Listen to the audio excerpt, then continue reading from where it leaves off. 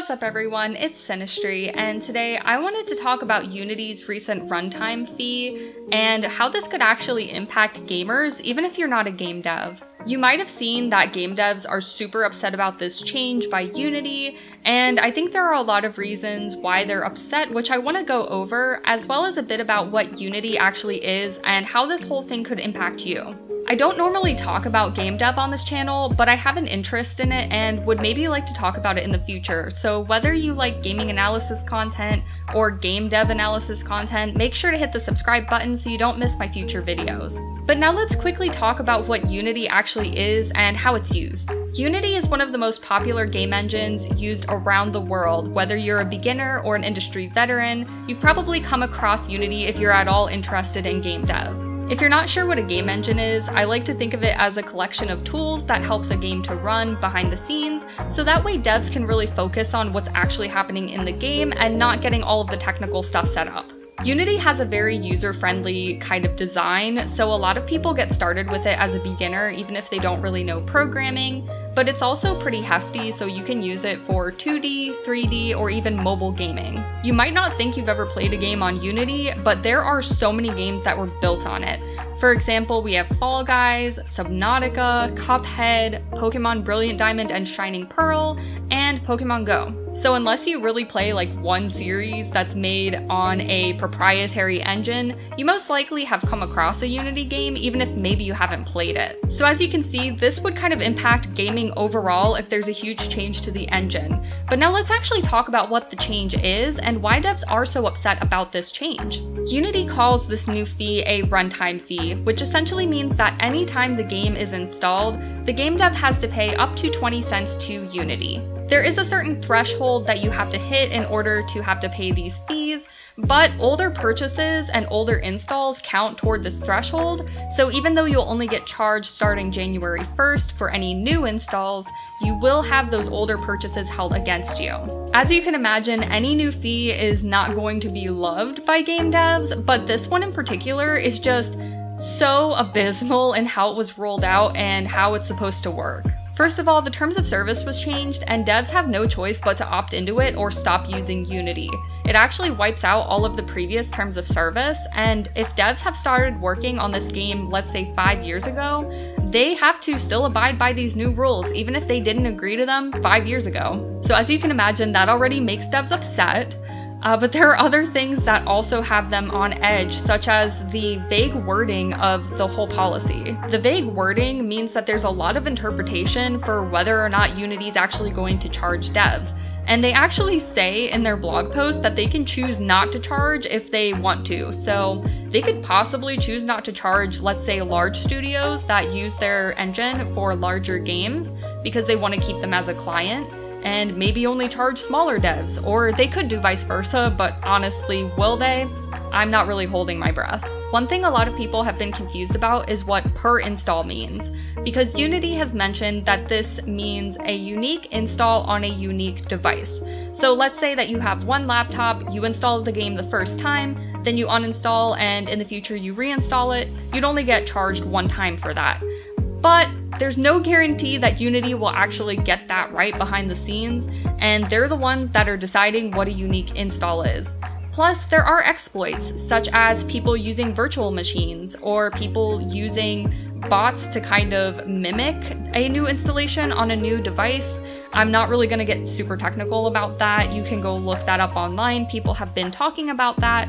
But essentially, there are ways to fake it, and people could weaponize this against game devs that they really don't like. In addition, people are kind of concerned that this could impact things like Game Pass or Humble Bundle, which give away games for basically free or for very low price, and you might have to pay for all of these additional fees when they're included in these services. And the final way this can be exploited is pirating, because even though Unity says that they're going to use anti-pirating software to kind of keep track of things, there's really no guarantee that they're going to get it right. And again, it's one of those just trust us guys kind of situations, and how can you really trust Unity when they just throw this out there out of nowhere to begin with? Really, the biggest thing that devs are super upset about is how random this whole change has been. It pretty much came out of nowhere, and devs only have like a 3-month head start to kind of prepare for all these additional fees.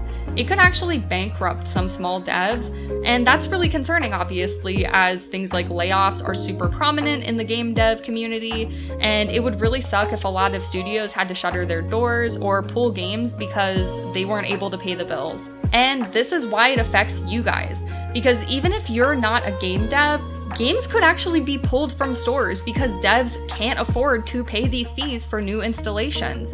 You might actually find that a game you bought is not available anymore. I'm not really sure if that's legal to do, but I have to imagine that some game devs might find a way to make it so your games are inaccessible. And maybe that's a little dramatic and a little drastic, and game devs won't do that, but if they literally don't have the money to pay Unity, then all they can really hope for is that Unity waives their fees. Otherwise, they might have no choice but to limit your ability to play their games. But beyond that, games that are currently in development are potentially getting shuttered, and if not, some of them are halting production or potentially changing engines entirely, which could delay games by such a long time.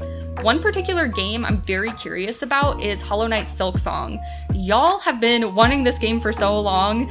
I also kind of want this game. I haven't finished the first Hollow Knight, but I know people have been talking about this game for years, and the original and Silksong were both made on Unity. So will it continue to be made on Unity? I don't really know, but that could potentially push that game out even further if the studio decides not to move forward with Unity. Ultimately, the trust has really been lost between game devs and Unity, so even if Unity rolls back these changes, a lot of devs are still going to move their games over to other engines or just start to learn other engines such as Unreal Engine, which is the biggest competitor, or Godot, which is another pretty popular competitor, which is open source. I'm not necessarily holding my breath either way that the fee will get implemented or revoked, because honestly, the guy in charge of Unity right now is the former CEO of EA, and y'all know how EA has been. So do I really need to say any more?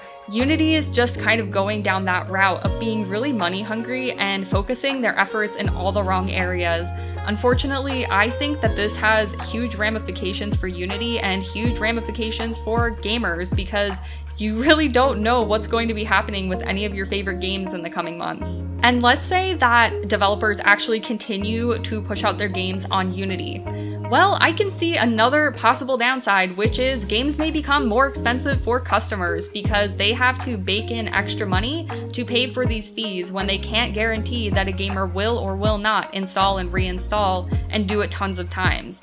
And that is, of course, a really big downside for gamers who already have to pay a ton of money just to play all of the new games that come out. So I would not be surprised if you see some $70 games come out that are built on Unity. So basically, we are left with two possible outcomes. The first outcome is that Unity keeps this fee, and we start to see that Unity actually dies. I really think that Unity will straight up die out if this fee continues. I don't know how else it could possibly go because they really do rely a lot on small devs in order to keep their engine afloat, and small devs just don't care. They're just gonna go to other platforms and not stick with Unity because there's no trust there. On top of that, you'll probably see some restructuring and layoffs, which nobody loves. Games could take even longer to come out. You might see games pulled from Game Pass or things like Humble Bundle, where games are not being paid for individually, so the devs would have to pay for potentially no profit. All of these kinds of things could happen if the change continues to be implemented. The other option, of course, being if Unity rolls things back, we will still see Unity in a steep decline. I imagine they really cannot come back from this. They've just lost all faith that they had with the community. And that means that you'll still see a lot of games get ported over to other engines, and there still may be delays, there still may be issues.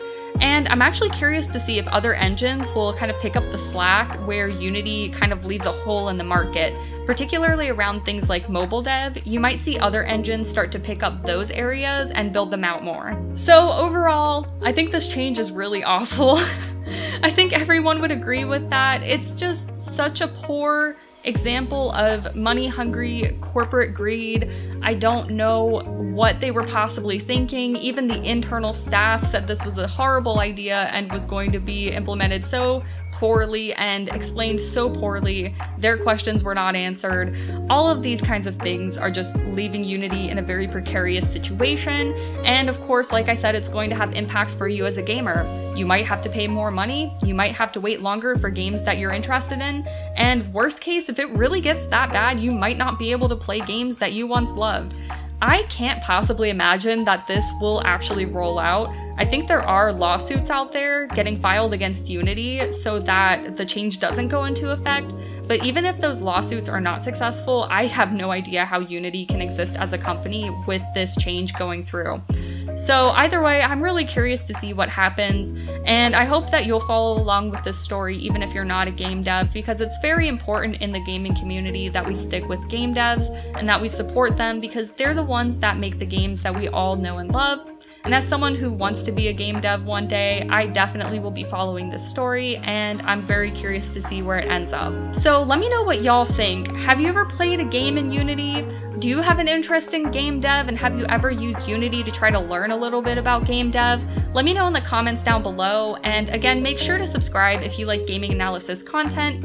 And if you want more content on game dev specifically, make sure to like this video so that way I know you're interested in this topic. But with that being said, thank you so much for watching, and I'll see you next time.